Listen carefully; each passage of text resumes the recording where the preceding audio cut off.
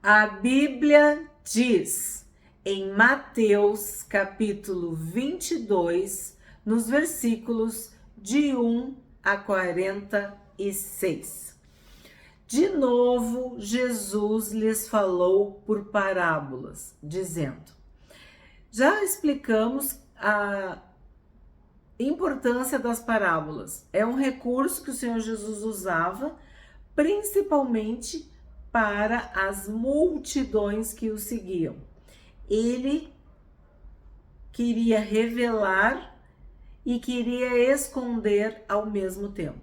Então ele usava este recurso das parábolas, que são histórias narradas, que tem uma mensagem, uma lição moral e ou espiritual. O reino dos céus é semelhante a um rei que preparou uma festa de casamento para seu filho. Enviou os seus servos a chamar os convidados para a festa, mas estes não quiseram vir. Enviou ainda outros servos, dizendo: digam aos convidados: eis que já preparei o meu banquete. Os meus bois e animais da engorda já foram abatidos, e tudo está pronto. Venham para a festa. Mas os convidados não se importaram e se foram, um para o seu campo, outro para o seu negócio. Outros, agarrando os servos, os maltrataram e mataram. Eu vou parar aqui um pouquinho. O reino dos céus é semelhante a um rei que preparou uma festa de casamento para o seu filho. Então, o reino dos céus, né? Isso aqui é uma lição de que Deus preparou tudo, preparou o mundo, a terra, o universo, tudo, a palavra, os profetas, a lei, tudo para o seu filho. Jesus veio na plenitude dos tempos para salvar as ovelhas perdidas da casa de Israel, as bodas do Cordeiro. E o que aconteceu? Ninguém quis participar. De quem que a gente está falando? Dos judeus? Eles rejeitaram Jesus. E aqui diz que os convidados não se importaram e foram um para o seu campo e outro para o seu negócio. Isso também nos indica, nos lembra pessoas que estão mais preocupadas com os bens materiais e com a sua vida aqui na terra do que com a sua eternidade. Não tô querendo saber se eu vou pro céu, eu vou pro inferno, o que vai acontecer. Me interessa é essa vida, para mim só tem essa vida. Então, eles foram um cuidar do campo e o outro do seu negócio. Tem pessoas que cuidam dos seus estudos, do seu trabalho, da sua saúde, da sua beleza, da sua casa, da sua família, do seu carro. Cuidam de tudo, menos da sua alma, menos do seu espírito. É como se fossem eternos aqui na Terra. Mas a vida é 70, 80 anos. O que passa disso é cansaço. Sim, temos pessoas riquíssimas no mundo que vão a 90, 100 anos. Mas e depois? O que ela tem preparado para quem será? Tudo que ela fez. Não está interessado na eternidade com Deus. Está mais preocupado com o seu campo e com o seu negócio. E sim, depois falam de que agarrando os servos, os maltrataram e mataram. Como a gente viu na outra parábola que o Senhor Jesus contou. Por quê? Porque nós sabemos o que os judeus fizeram. O mal. Eles não aceitavam que os profetas condenassem, julgassem, sentenciassem, falassem a verdade, né? 7. O rei ficou furioso e, enviando as suas tropas, exterminou aqueles assassinos e incendiou a cidade deles. Esse incendiou a cidade deles. Eu diria, Jesus pegou pesado quando falou incendiou a cidade deles, porque sim, Jerusalém foi incendiada, destruída, e o povo foi, lembra? para Babilônia, 70 anos do exílio. Então, é como se fosse sabe, um espinhozinho assim, quando ele diz, incendiou a cidade deles. Que sim, também era comum, era uma vingança, era uma retaliação dos inimigos incendiar a cidade toda. Então disse aos seus servos, a festa está pronta, mas os convidados não eram dignos. Vão, pois, para as encruzilhadas dos caminhos e convidem para o banquete todos os que vocês encontrarem. E saindo aqueles servos pelas estradas, reuniram todos os que encontraram, maus e bons, e a sala do banquete ficou cheia de convidados. Então, os judeus rejeitaram, o povo escolhido rejeitou, Deus abriu as portas para nós os gentios, bons e maus, maus e bons. Lembra daquela parábola da rede? Então, sim, a porta da salvação, da esperança, da vida eterna, a porta do que está por vir foi aberta para nós, gentios. Mas, quando o rei entrou para ver os que estavam à mesa, notou ali um homem que não trazia veste nupcial. E perguntou-lhe, amigo, como você entrou aqui sem veste nupcial? E ele emudeceu. Então o rei ordenou aos serventes, amarrem os pés e as mãos dele e atirem-no para fora nas trevas. Ali haverá choro e ranger de dentes, porque muitos são chamados, mas poucos são escolhidos. Esse texto tem inúmeras interpretações, mas aí eu vou te dizer, não foram todos convidados, bons e maus, para o banquete? E a sala não estava cheia? Estava. Só que aí estava sem a roupa. E aí eu penso, Judas estava entre os escolhidos, mas ele não era para estar ali, né? Ele não era digno. Outra, sempre tem um lobo disfarçado no meio das ovelhas. O joio que está com a raiz enraizada no trigo. O bode, sabe? É isso que eu entendo, que sempre vai ter um filho das trevas no meio dos filhos da luz. E também nós podemos pensar especificamente, literalmente, na veste nupcial. Porque se tu tá indo para um casamento, olha, a gente se puxa, a gente faz de tudo, se estica para estar bem apresentável, né? Bem apresentado no casamento. Porque aquilo ali é um momento único, pelo menos é o que a gente acredita, que aquelas pessoas permanecerão casadas até que a morte separe. Então, o simbolismo de um casamento é algo eterno, é algo sagrado, é algo forte, poderoso, marcante, emocionante. Então, tu tem que estar vestido a caráter, né? Tu tem que honrar os noivos, a festa, tudo. Então, tu coloca teu melhor vestido, tua melhor roupa. E aí uma pessoa está sem veste nupcial, né? Então, ela não tá valorizando aquele casamento, nem aquele convite. Outra, que nós também podemos interpretar. Lembra dos sacerdotes que usavam linho? E a gente viu que os atos de justiça dos santos também são comparados como linho, que estavam vestidos de linho puríssimo, finíssimo, refinado, puro, branco, enfim. É a mesma coisa. Pode ser que um não estivesse com atos de justiça, não estivesse agindo de uma forma correta, não fosse idôneo, digno o suficiente para estar entre os convidados, né? Então, tem várias interpretações. O que a gente sabe é que ele foi amarrado e foi atirado para fora, nas trevas, né? Judas também, né? O que aconteceu com Judas? E ali ele diz, ó, muitos são chamados, mas poucos são escolhidos.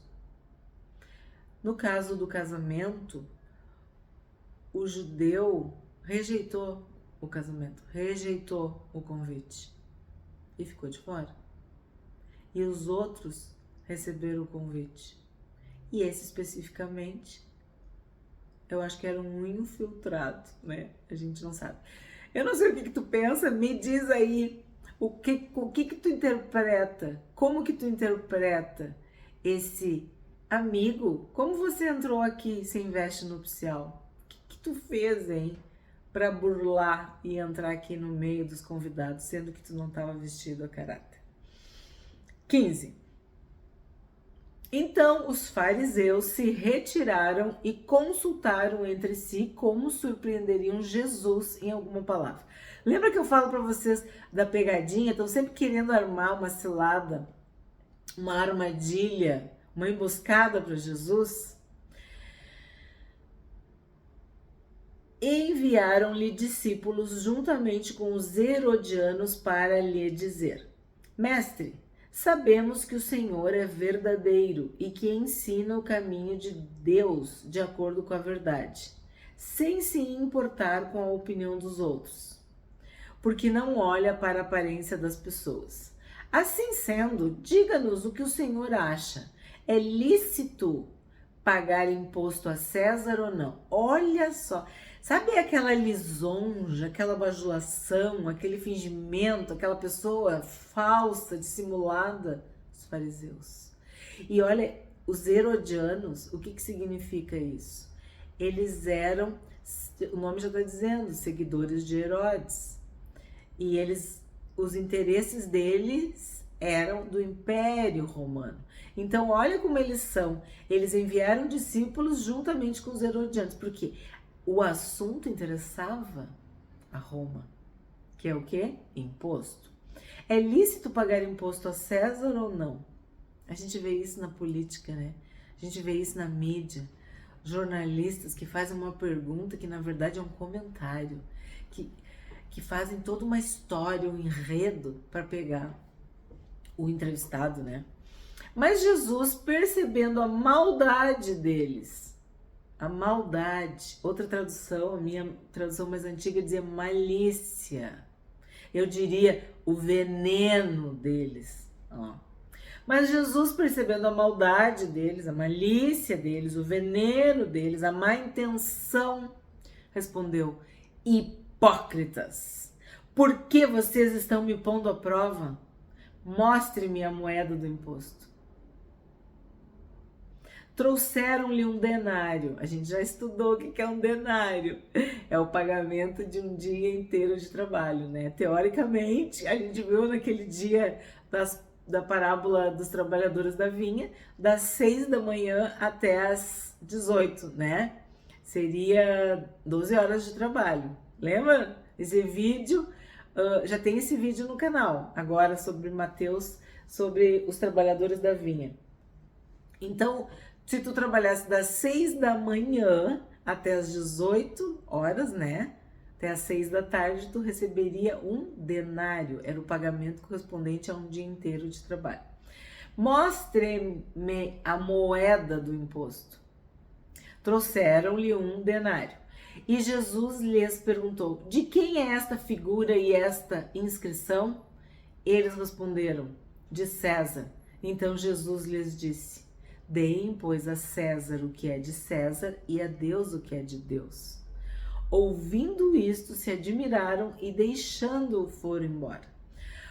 Porque o que acontece? Os impostos eram pesadíssimos, eram terríveis. E sim, Jesus, assim como muitos outros homens de Deus, criticaram reis, vamos dizer, que se aproveitavam do povo. E a gente viu em Provérbios, até em Eclesiastes, de que o rei que faz isso, que subjuga, que escraviza, que maltrata o povo com altas cargas de impostos, não está fazendo o que Deus quer. Então sim, isso machuca, isso fere, isso empobrece, e isso faz com que muitas vezes o povo murmure e peça misericórdia a Deus. Então, sim, isso é verdade. Só que aí eles queriam pegar Jesus nessa situação para que Jesus falasse mal de Roma, falasse mal, pecasse. E nós sabemos que não compete a nós falar mal de governo, de autoridade. Por quê? Porque nenhuma autoridade foi dada sem que Deus permitisse. E todas as autoridades, vamos dizer, boas ou más, estão em última instância subordinadas a Deus. E Deus sabe o tempo de cada uma delas prestar contas, inclusive como o Império Romano, que chegou o tempo deles. Que a gente também viu impérios que eram poderosos, o Império Babilônico, o Assírio, o próprio Império Grego, né, de Alexandre o Grande. A gente viu que todos caíram e Roma não foi diferente. Então, tu não precisa sujar as tuas mãos e nem acarretar, causar condenação para ti falando dos governos. E eles armaram, né? Porque sabiam que era errado aquela alta carga tributária, aquela exploração, aquele abuso que vinha de Roma. Mas olha como é que Jesus se sai maravilhosamente bem. De quem é esta figura e esta inscrição? De César. Deem, pois, a César o que é de César e a Deus o que é de Deus. Então, isso também significa para nós uma lição. Porque não importa o governo humano que está ali. Não importa. A gente sabe que a nossa luta não é contra carne e sangue, não é contra pessoas. Nós sabemos que a nossa luta é contra principados e potestades. Então, César vai passar, Herodes vai passar, todos passam. O único que permanece, que é eterno, que é perpétuo, que é sempre eterno, é Jesus, o Rei dos Reis e o Senhor dos Senhores. Então, se a gente realmente acredita nisso, se a gente já leu a última página da Bíblia, por que a gente vai ficar se revoltando, acreditando mais em homens? Porque quando tu sofre demais por causa de homens e de governos e de impérios e de dirigentes, de autoridades, é porque no fundo tu não tá acreditando no Deus dos céus. Tu tá preocupadíssimo com a carga de impostos. Sim, isso é muito desagradável, é horrível, dói, a gente sente no bolso. Mas a gente sabe que Deus é fiel e que o nosso Deus é o Deus do ouro e da prata. E que Ele abre as janelas dos céus sobre os seus filhos e sobre as suas filhas. Então, quando Jesus fala, dai a César o que é de César e a Deus o que é de Deus, ele está dizendo assim, ó, cada um no seu quadrado. Nós estamos no mundo, mas nós não somos do mundo.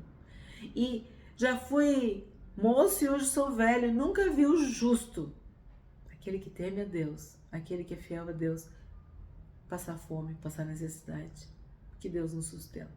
Então, dai a César o que é de César, faz tudo certo, porque no tempo de Deus, tu vai ser recompensado. E a Deus o que é de Deus. E Deus diz que a gente tem que orar, interceder, abençoar as autoridades. E lembra quando a gente falou sobre aquele que Deus levanta para ir contra, para falar, olha o que aconteceu com João Batista. Deus usou João Batista para condenar, né, Herodes, para dizer os pecados de Herodes. Mas o que aconteceu com ele, né? Então também tem isso. Se tu for chamado, se Deus te disser para fazer, tu faz. Se Ele disser para falar, tu fala. Do contrário, tu tá incorrendo num grande pecado. Já tratamos sobre isso aqui também. 23. Naquele dia, alguns saduceus que dizem não haver ressurreição aproximaram-se de Jesus e lhe perguntaram. Assim como eu expliquei para vocês sobre os fariseus, hoje eu vou ter que explicar também um pouquinho sobre os saduceus. Os saduceus, eles eram também de Jerusalém, mas eles eram diretamente, vamos dizer assim, herdeiros, descendentes das ricas famílias sacerdotais de Jerusalém. Então, se os fariseus já eram elite, alto escalão, pensa nos saduceus. Os saduceus se achavam. E, segundo os historiadores, eles eram rudes, eles eram cruéis. E isso é bem coisa de gente que é muito rica, né? E que é filho de pai rico, de vô rico, e que acha que é melhor que todos. Então os saduceus, eles eram muito soberbos, arrogantes, se achavam melhores, superiores. Tanto que Caifás, o sumo sacerdote, ele era saduceu. Então, os fariseus estavam sempre perseguindo Jesus, mas agora neste capítulo nós vamos ver que os saduceus não eram diferentes. Todos queriam pegar Jesus numa falta, queriam ter um crime para acusar Jesus. E por isso estavam buscando de todas as formas. Lembra que a gente está em Jerusalém. Então tu tem a elite econômica, cultural, política, religiosa, sacerdotal, tudo tá ali. É como se fosse no Brasil, em Brasília, entende? A capital. Então, cada um dos grupos queria testar Jesus e queria conhecer esse Jesus que a fama já tinha corrido.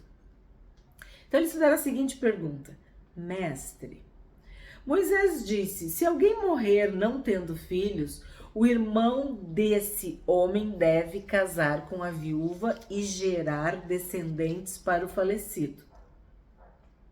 Ora, havia entre nós 7 irmãos. O primeiro, tendo casado, morreu, e não tendo descendência, deixou sua mulher para seu irmão. O mesmo aconteceu com o segundo, o terceiro, até o 7º. Por fim, depois de todos, morreu também a mulher.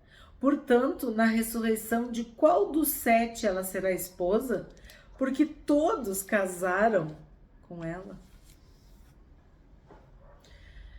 Jesus respondeu: o erro de vocês está no fato de não conhecerem as Escrituras nem o poder de Deus. Vamos parar aqui. Por que Jesus disse o erro deles? Então, já começa assim. Tu tá errado. A tua premissa tá errada. A tua base, o teu alicerce já tá errado. E tudo que tu colocar em cima também tá errado. Não conhecer as Escrituras. Por quê? Porque diferente dos fariseus, os saduceus, eles acreditavam única e exclusivamente no Pentateuco, em Moisés. Tu pode ver que eles perguntam, mestre, Moisés disse. Então, eles se baseavam nos livros de Moisés. Gênesis, Êxodo, Levítico, Número, Deuteronômio. E isso que ele falou chamava a lei do levirato, que era tu dar descendência para alguém que não tinha filhos. Né? Tu produzia, né, um descendente e tu dava o nome do falecido, para que aquele falecido tivesse um herdeiro, tá? E aí o que Jesus está dizendo? Vocês não conhecem as Escrituras, porque as Escrituras não são só os 5 primeiros livros, não são só os livros de Moisés. E nós, que já estudamos, nós estudamos em Daniel, profeta Daniel, e eu até te convido a dar uma olhada no vídeo sobre Daniel e os vídeos sobre o livro de Daniel, que eu também amei fazer, foi muito forte, muito importante. Aí tem no capítulo 12, que é o último capítulo, vocês vão lembrar, Daniel, capítulo 12, verso 2, em que deixa bem claro que as pessoas vão ressuscitar do pó da terra. Muitos dormem, estão no pó da terra, mas eles vão ressuscitar. Uns ressuscitarão para a vida eterna e outros ressuscitarão para a vergonha e horror eterno. Então, tu pensa, eles fazem uma pergunta porque eles não leram o resto. Sabe aquela pessoa que emite uma opinião, um comentário e não terminou de estudar todo o capítulo? Eu vivi isso na minha prática como professora.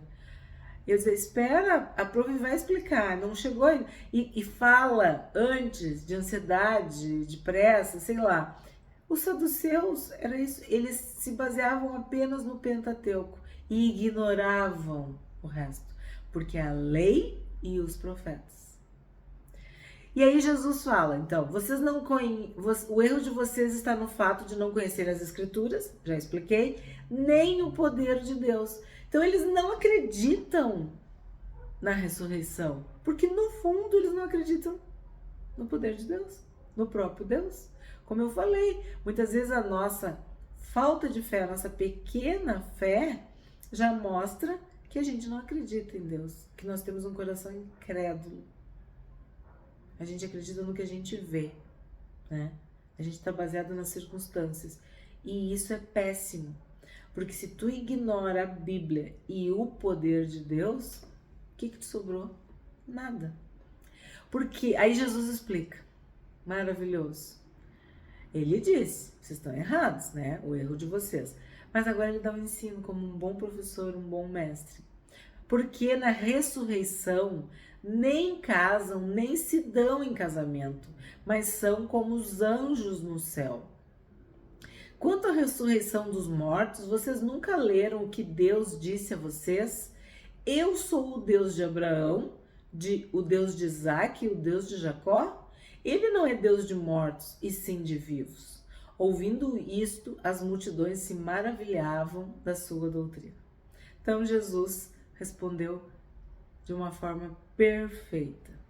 E nós sabemos que muitas pessoas não acreditam na ressurreição. Não acreditam que haverá vida após a morte. Não acreditam no juízo final, no juízo divino, de comparecer diante de Deus, no tribunal, diante do trono. Nada disso. Acham que morreu, acabou. Ignoram a Bíblia e o poder de Deus. Porque se Jesus não ressuscitou, em vão é a nossa fé, né? Eu tenho dificuldade. Em vão é a nossa fé. Em vão é a nossa fé, né? E em vão é tudo que a gente fala, se Jesus não ressuscitou. E aí, se Jesus ressuscitou, é óbvio que nós também vamos ressuscitar. Porque Jesus, ele é o primogênito de muitos irmãos. Ele é a primícia dos que dormem. Então, ele ressuscitou para que nós pudéssemos, com ele, também ressuscitar. 34. Entretanto, os fariseus, sabendo que Jesus havia silenciado os saduceus, reuniram-se em conselho. Porque o que acontece? Se os saduceus eram o máximo, e Jesus tinha feito com que eles saíssem, como a gente diz, né, encolhidinhos, os fariseus disseram, então nós vamos ter que reagir. E se reuniram em conselho. E um deles, intérprete da lei, querendo pôr Jesus à prova, perguntou-lhe: Mestre, qual é o grande mandamento na lei? Jesus respondeu: Ame o Senhor, seu Deus, de todo o seu coração, de toda a sua alma e de todo o seu entendimento. Este é o grande e primeiro mandamento. E o segundo, semelhante a este, é: ame o seu próximo como você ama a si mesmo. Destes dois mandamentos dependem toda a lei e os profetas. Então, o que eles queriam? Eles queriam que Jesus destacasse um mandamento em detrimento dos outros. De novo, era uma tentativa de que ele blasfemasse, fizesse algo errado. Só que a gente estudou, né? Que todos os mandamentos podem ser resumidos em amar a Deus e amar o próximo. Porque quando Jesus diz, quando a palavra de Deus nos diz, não cobiçarás, esse mandamento tem a ver com amor ao próximo. Porque se eu amar o próximo, eu não vou cobiçar o que ele tem. Não vai dizer falso testemunho, quer dizer, não vai mentir. Se tu ama o próximo, tu não vai mentir pro próximo. Tu não vai ser falso com o próximo. Quando diz que tu não deve usar o nome de Deus em vão, tu tá amando a Deus, porque o nome de Deus é santo. Deus é santo. Então tu não vai colocar o nome de Deus misturado com coisas profanas, com coisas vãs. E assim a gente viu, temos vídeos no canal sobre os mandamentos. Então sim, se eu amar a Deus acima de todas as coisas e amar o próximo da mesma forma como eu me amo, eu estou cumprindo os mandamentos. E aí a gente viu a hipocrisia dos fariseus em relação ao sábado, lembra?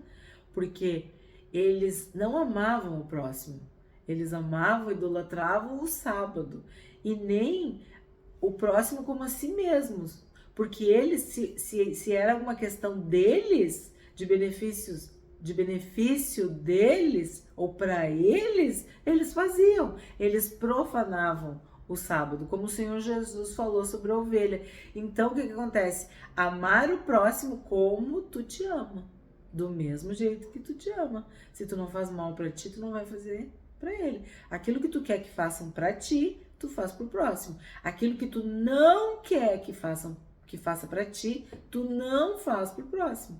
Então Jesus mais uma vez respondeu muito bem. 41. Então, reunidos os fariseus, Jesus lhes perguntou: o que vocês pensam do Cristo? De quem é filho? E eles responderam: de Davi. E Jesus perguntou: então, como é que Davi, pelo Espírito, chama o Cristo de Senhor, dizendo: disse o Senhor ao meu Senhor, sente-se à minha direita, até que eu ponha os seus inimigos debaixo dos seus pés. Portanto, se Davi o chama de Senhor, como ele pode ser filho de Davi? E ninguém podia lhe responder uma palavra. E a partir daquele dia, ninguém mais ousou fazer perguntas. Aqui Jesus inverteu o jogo, né? Como que o filho de Deus é filho de Davi? Então, o que vocês pensam do Cristo, do ungido? Ele é filho de Davi. E como que Davi chama ele de Senhor? Porque são questões diferentes, né? Jesus descendia de Davi, precisava ter o descendente, o herdeiro de Davi, porque Deus fez uma promessa para Davi de que a lâmpada jamais se apagaria e que nunca faltaria um descendente, um herdeiro para o trono, para a casa de Davi. Então, sim, o Cristo, o Messias, descende da casa de Davi, mas o Cristo, o Messias, ele também é rei. E ele está sobre Davi, superior a Davi. Ele é Senhor e ele é Deus. E era isso que enlouquecia os fariseus, saduceus, todos, porque eles não conseguiam aceitar que Jesus era Deus, era filho de Deus. Ele podia curar, mas não podia perdoar pecados, lembra? Esse é o maior dilema. E hoje em dia é a mesma coisa. As pessoas dizem que Jesus é bom, que Jesus é profeta, que Jesus é de luz, que Jesus é isso, que Jesus é aquilo, mas não dizem que Jesus é Deus. Não dizem que ele é filho de Deus. Não dizem que ele é o único e suficiente Salvador. Que ele é o Senhor dos senhores. Essa é a diferença. Quem entrega sua vida para Jesus, o Rei, o Salvador, o Senhor, o Deus vivo, ele é Deus. Sem mim nada podeis fazer. Eu sou o caminho, a verdade e a vida. E ninguém vem ao Pai a não ser por mim. As pessoas falam Deus, Deus, Deus, eu amo a Deus, eu creio em Deus, porque Deus é bom. Mas Jesus colocam em segundo plano. Não reconhecem que Jesus é Deus, que Jesus ressuscitou, que Jesus é filho de Deus. O que a gente aprendeu hoje? O que a gente aprende hoje com esse capítulo 22 de Mateus? Jesus, conhecendo-lhes a malícia, disse: dai a César o que é de César e a Deus o que é de Deus. Não devemos misturar as coisas, né? Não devemos confundir a natureza espiritual e a natureza terrena. Existem coisas que são de César, existem coisas que são de Deus. Errais, aqui ele está falando para os saduceus, errais não conhecendo as escrituras nem o poder de Deus, porque na ressurreição não se casam, são como os anjos no céu. Deus não é Deus de mortos, e sim de vivos. E as multidões se maravilhavam com a sua doutrina.